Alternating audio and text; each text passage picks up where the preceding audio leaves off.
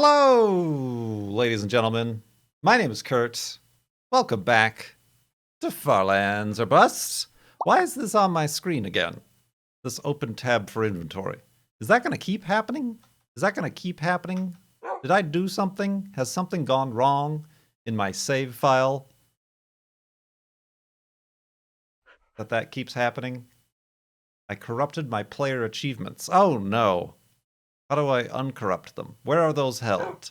No matter. We're recording a new episode of Farlands or Busts. Episode 765 of the aforementioned series. Wolfie is just anxious and ready to get going. So we're going to do that.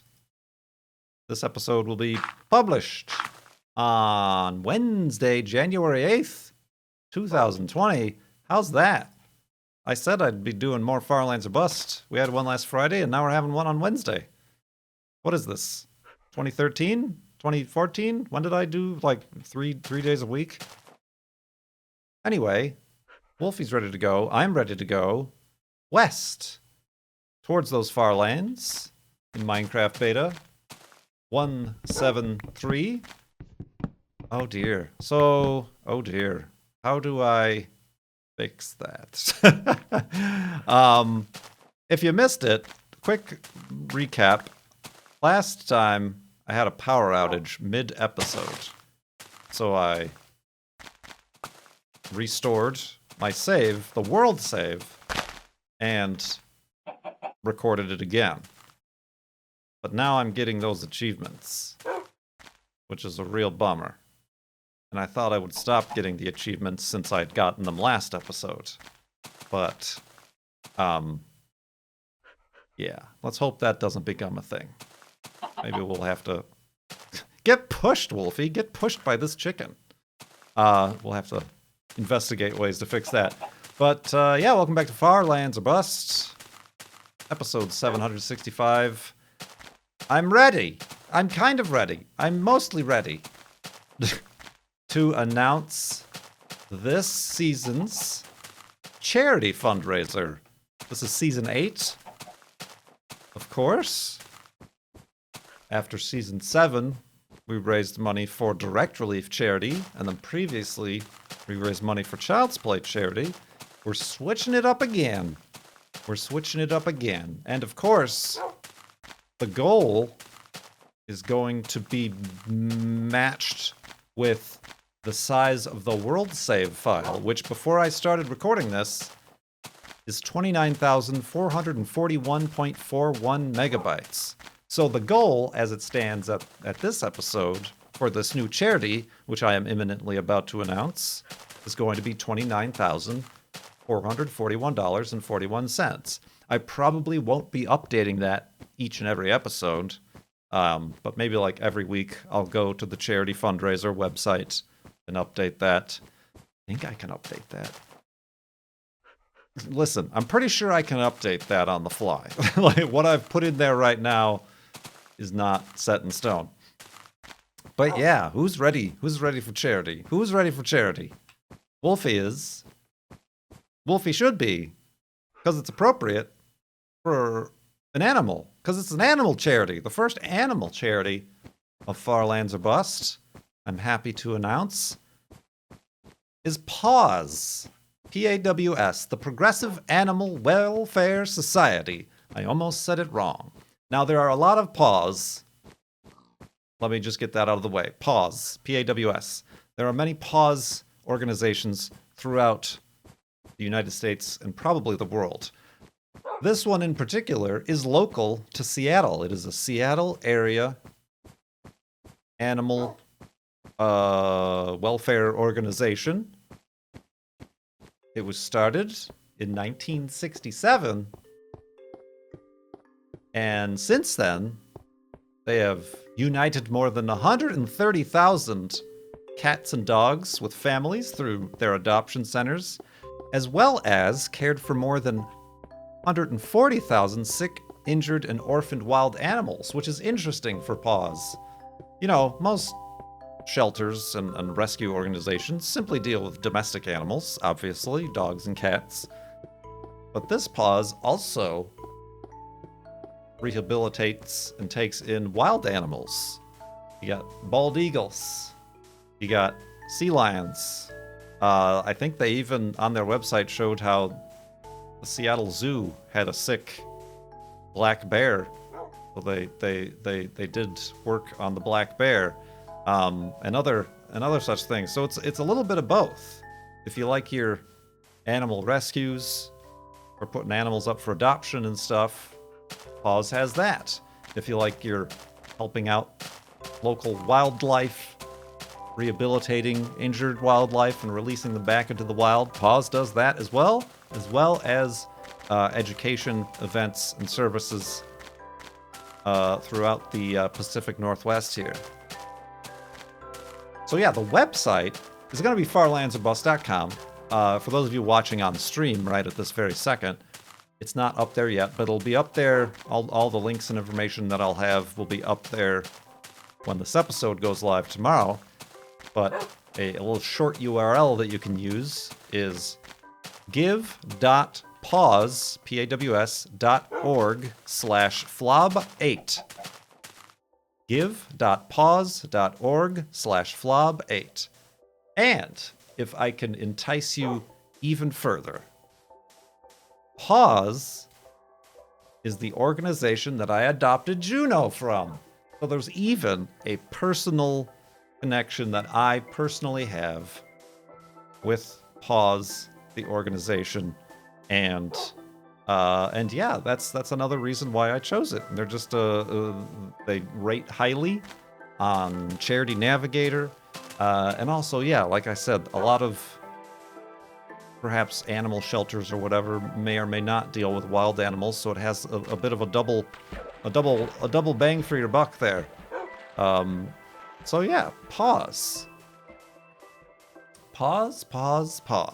Now the thing that I hesitated about and why it took me so long to choose is that I'm using the PAWS has their own like fundraiser system, like their own built-in Tiltify sort of stuff. However, it does not take PayPal. It can only at this time take credit cards. And I asked in my Patreon Discord if that was a problem. Most people didn't seem to have a problem with it. Some people did because they don't want to use their credit card everywhere or places they might not be familiar with, and I understand that. I offer a suggestion that maybe if you really want to donate to the Far Lands or Bust fundraiser for PAWS, that there are certain services, some credit card companies even create temporary one-time use credit card numbers that you can use for online purchases, or you can purchase one of those gift card credit cards in the amount you want to donate, and then use that to donate. But yeah, I mean, there's plenty of people. This is dangerous. Nope, that's not a way to go. All right. There's plenty of people who also don't like to use PayPal or whatever, but yeah, PAWS. Not like paws on paws, like a dog paw. PAWS, animal paws. I should not be going up into this mountain. I've already said it's a bad way to go, yet I continue to do so. So yeah, farlandsorbust.com is where you can get all the links. I'll be adding all the banner buttons and links and stuff. And also, yes, with your donation, there's a little checkbox where you can make it anonymous. I've already donated just to test out the system myself. You can make it anonymous. You can include a comment, which is how I will be going back to getting questions for future episodes of Far Lands or Busts. If you leave a comment with your message field. There's also like a way to like donate on behalf of like a pet of yours or in remembrance of. I don't know that I see that at all. That might just go towards the PAWS organization. I didn't try that out. But yeah. give.paws.org/flob8 for Far Lands of Bust Season 8 is where you'll see that main donation fundraiser campaign, I guess you can call it. And yeah, that's where I got Juno from a PAWS. You can also, there's also a button where you can cover, like if you're worried about credit card fees, processing fees. It'll add about 6% to cover their end of the credit card processing fees. Not necessary, but there's also an option there. I'm pretty pleased with the system that they've set up over there, so I'm glad to be using it, and I'm glad for Season 8. We'll be raising money for them, and then when we do match our goal, our running goal, that's when, oh, look, I've ended up with a snowball somehow. That's when we'll do another Flowathon and press F3. That's how that works. Those of you new to the show. So yeah, I hope everybody's as interested and excited about that as I am, and apparently as Wolfie is. Let's go to sleep and continue in the morning.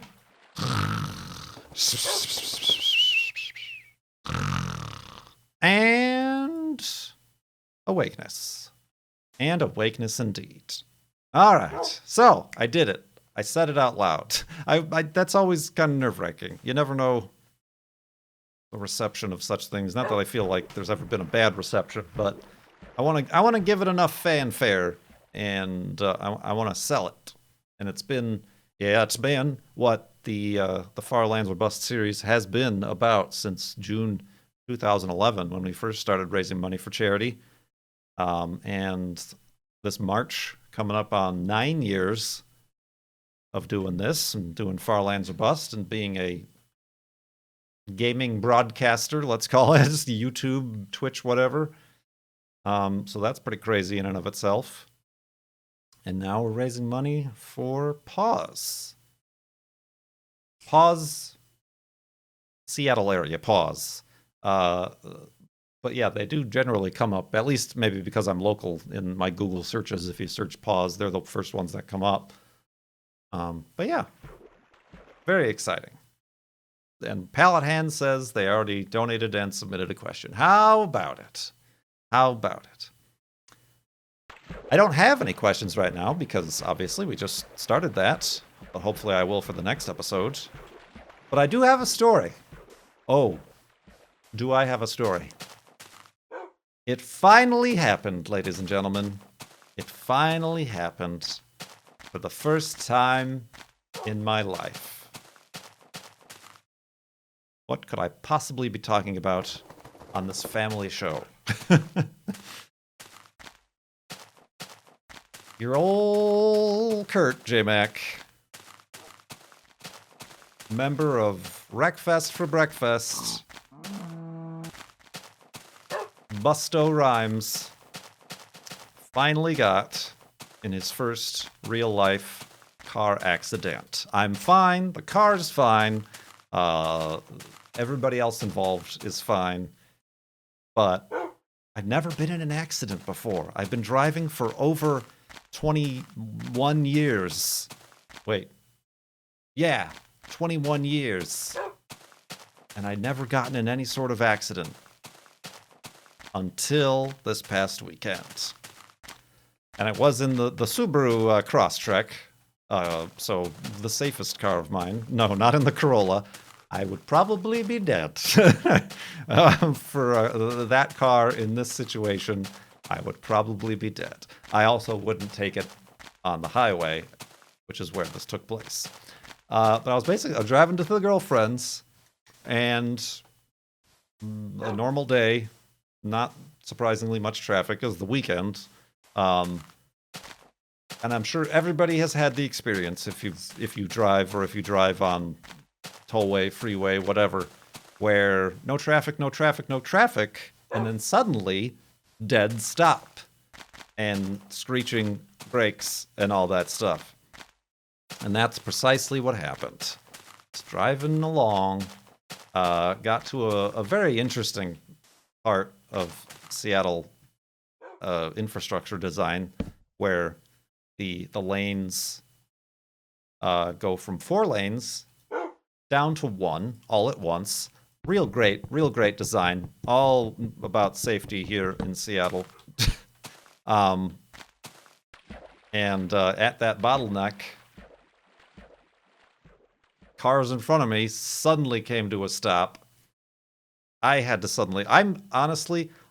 am surprised I stopped in time. And if anything, it has bolstered my confidence in the Subaru Crosstrek and its abilities. Because I was for sure, time slows down. You're like, slamming on the brakes. The brakes are jittering around with their anti-lock stuff. I hear other cars' wheels screeching and stuff. I stopped in time, but even before it happened, I knew for sure the person behind me was not going to stop in time, and they did not. They did not. They were slowing down, so it wasn't like a full speed hit. But it was enough for them to hit me, and then the car behind them to slightly hit them. Their car was right messed up. I say with a chuckle, but everybody was fine. Everybody was fine. No airbags deployed, or anything like that. What was the slow-mo again? But there was more swearing and words of unsatisfactory nature. But yeah, not only was it in the middle of the interstate, but at that certain point, there's no shoulder. There's no shoulder, and we were right there in the middle. So I kind of looked behind me and made sure, like, thumbs up, everybody's okay, and, like, follow me. Drove off to, like, an off-ramp that was thankfully right there. Got out of the car really quick. Still know where to pull off. We're still, like, in a lane of the off-ramp. And talked to the driver behind me. They were fine. Their car had the classic hood fold, the hood crinkle, and then the car behind them, they were fine. I'm like, listen, let's get off this off-ramp, since all of our cars can drive, and we're fine, and go to a parking lot, find a parking lot somewhere. I didn't know. I was just hoping that there was a parking lot. We found a parking lot and pulled over.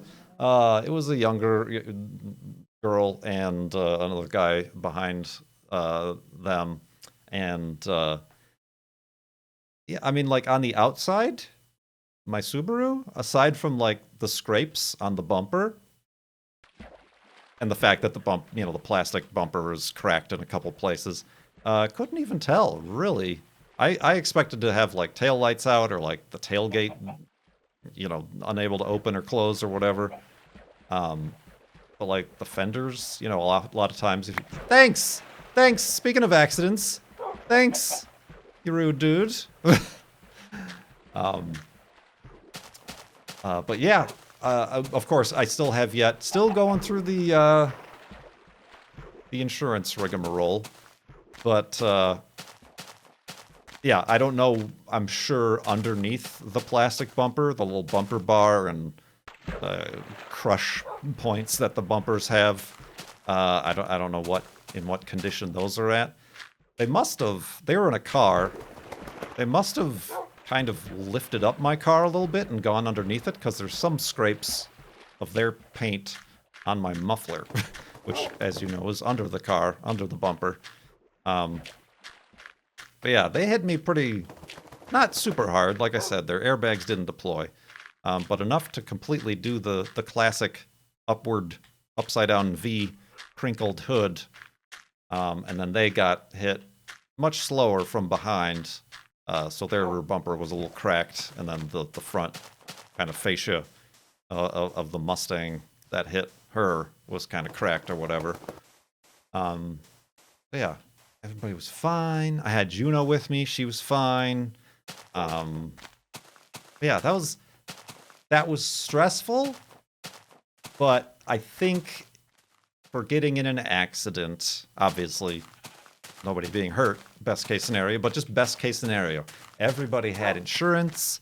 Nobody was yelling or being a jerk. Everybody was very calm.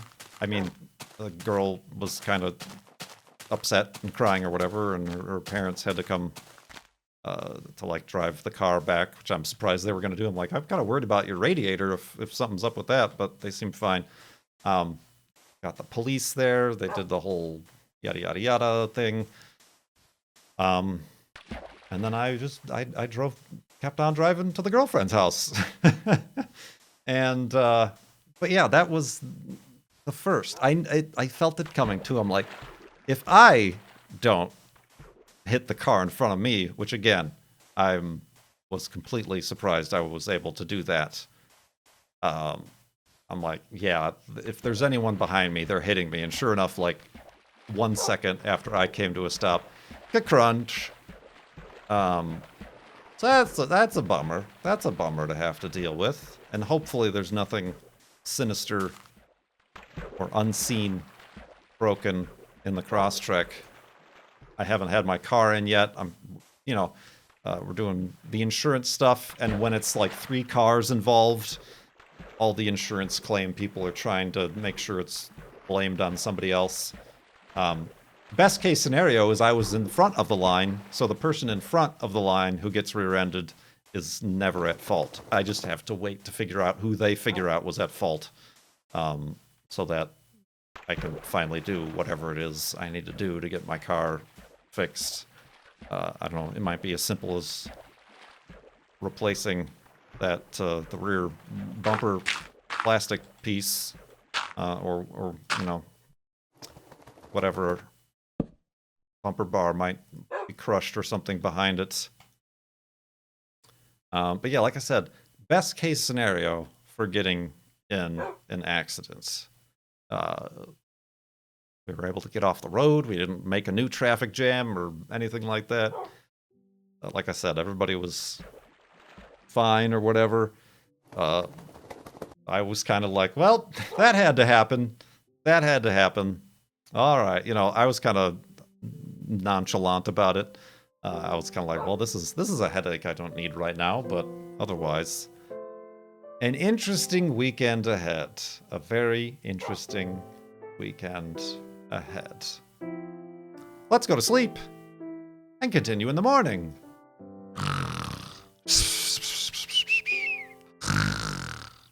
And anti-lock brakes nests. But yeah, like man, that crosstrek, you want a safe car. I mean, I don't know. It was probably like less than a 30-mile-per-hour hit by the time we were all slowed down, and then it finally happened. But I feel bad for talking about getting rid of it and getting like an Outback or something this year. I mean, the thing I'm like thankful of, I'm like, thank God I wasn't driving the SVX, and I sold the SVX already. Because that car would not have been able to stop in time. That was a very heavy car, and the brakes are not up for the task. And then also, from behind, I don't know, there's no fixing that car. There's no parts. There's no insurance would just total it if it got a little fender bender, I'm sure. So yeah, it's with the car that I have the most insurance and is the newest. So yeah. That went pretty well. So yeah, I've just had different insurance. Well, the guy in third in line has the same insurance as me. I don't know if that's good or bad, but yeah, I presumably me getting hit from behind is going to be blamed on the person behind me, and then them being hit from behind is going to be blamed on the person behind them. So yeah, that was kind of a bummer, and like a way to sit around waiting for an hour for police to show up or whatever it was no fun, and having to deal with insurance and stuff, which I'm not particularly thrilled about. Like, I know that insurance is in the business of not providing insurance, just taking money and keeping it. So I don't know how much they'll be fighting whatever needs to be done. But yeah, like I said, I was able to drive home from the girlfriend's today. It's no problem. It's no real car still runs and drives or whatever. I've been answering everybody's questions. Honestly, I'm not trying to be like, no, my neck hurts. There's none of that. And as far as I can tell, there's none of that from any of the other drivers. Not that I've been in contact with them or anything like that, obviously, but fun time. And then I almost got in an accident on the way home today, too. Some big, giant, full extra large SUV, I don't remember what it was just doing the whole, I'm going to turn on my left turn signal and continue to mosey across all 6 lanes of traffic because I want to, and I'm not going to check my blind spots. And I'm like, honk honk, I'm right here. Smart guy.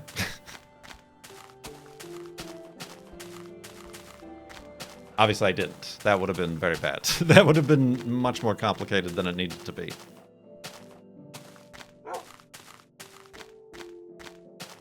Indeed. Well, I really have nothing else to talk about because I don't have any questions. Oh, buddy. Yeah, like, I mean, everybody was... Like I said, everybody had insurance.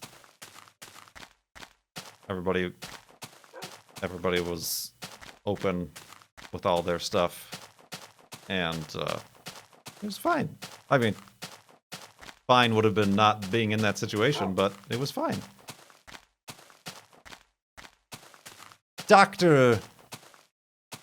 Brian Lorgon 111 is in my chat saying that they saw the rocket launch the other day. The SpaceX launching more Intelsats or NetSats or whatever the internet satellites are. These ones have been modified with a darker exterior so that they hopefully don't reflect so much in the night sky. Starlink, thanks, sorry. Due to response of their first batch of constellation sats that went up, and you could see. Well, yeah, I don't know. I didn't keep up with that. I was away when that launch happened. But gosh, I've been needing so many boats in this episode, haven't I? It was on time and clear skies. Were you able to... Whoa! Did it land on a... I'm assuming it landed on a barge, so you probably didn't see the landing burn of the Falcon 9.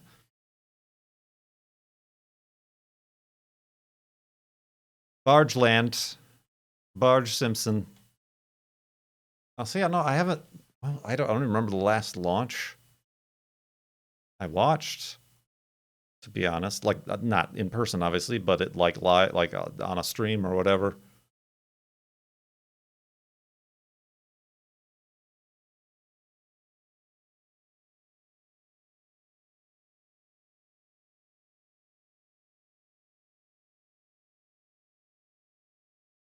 Yeah, oh, that's probably a spawner, but that would be, yep, that is definitely a skeleton spawner. But that one would be quite tough to excavate, I feel. So we're gonna leave it behind. Yeah, I assume they're still reflective because they have solar panels. But that'll be interesting to see what comes of that. Basically, SpaceX is, if this is like their own payload, they're launching a bunch of these, what are they called again? I've already forgotten. Satellite internet constellations that are going to encircle the globe, Starlink. I'm pretty skeptical about it, honestly. I don't know that much about it either, honestly, but I feel like there's better ways to make internet connectivity happen. But then again, Elon is also talking about terraforming Mars, when in reality it would be far, far cheaper and far, far less resource intensive to, you know, terraform our own planet. That is to say, fix what we're currently doing to it. But no, that's not cool. That's not the cool thing to do. So, what do I know? Ooh, certainly not to go that way. Certainly not to go that way.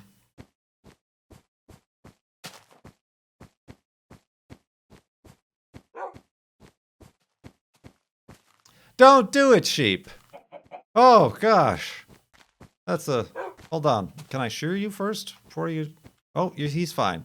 He's just getting a look over all of his vast lands. The brown sheep. Those aren't too common, I don't think. Hey, guy. Yeah, you. Thanks.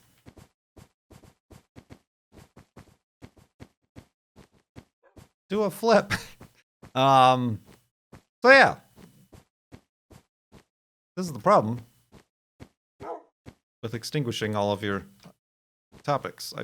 What I talked about, all the games last episode, I could have carried over into this episode, but we didn't. I will say, though, farlandsarbust.com is all the information, links to donate to the PAWS fundraiser over there, and I appreciate that. I guess if you don't know, when you do donate, any amount counts.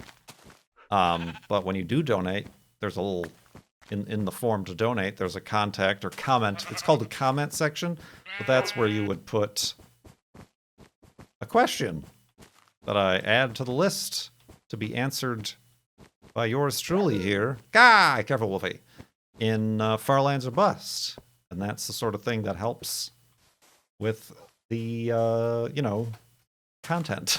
This, stopping this sort of, dead air that's currently happening right here.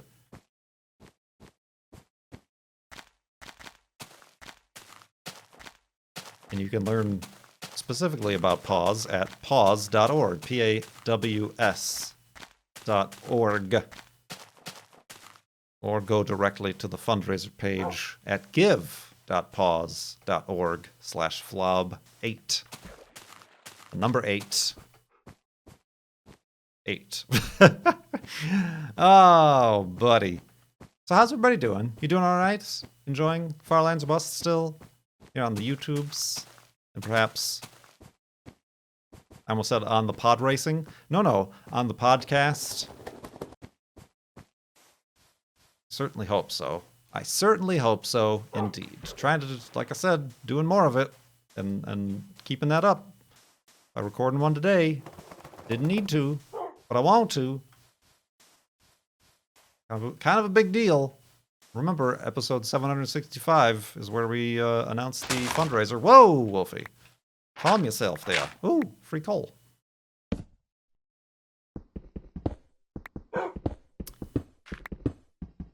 Love to see it.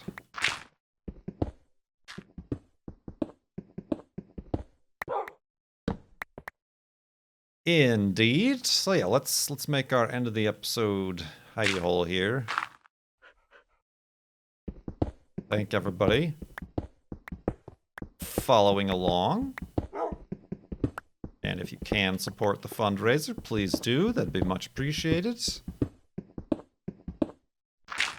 Same rules as before. We don't press F3 until we raise the money for the fundraiser.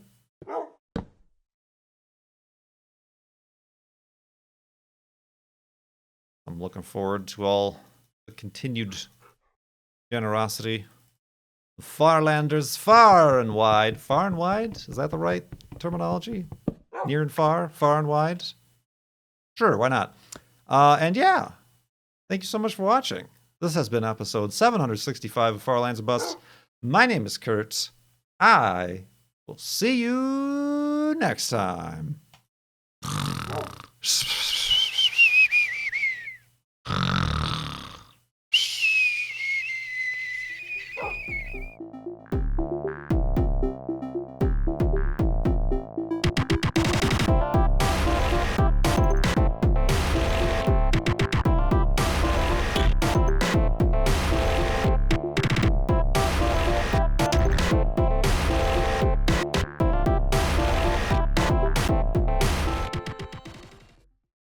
No, my neck hurts.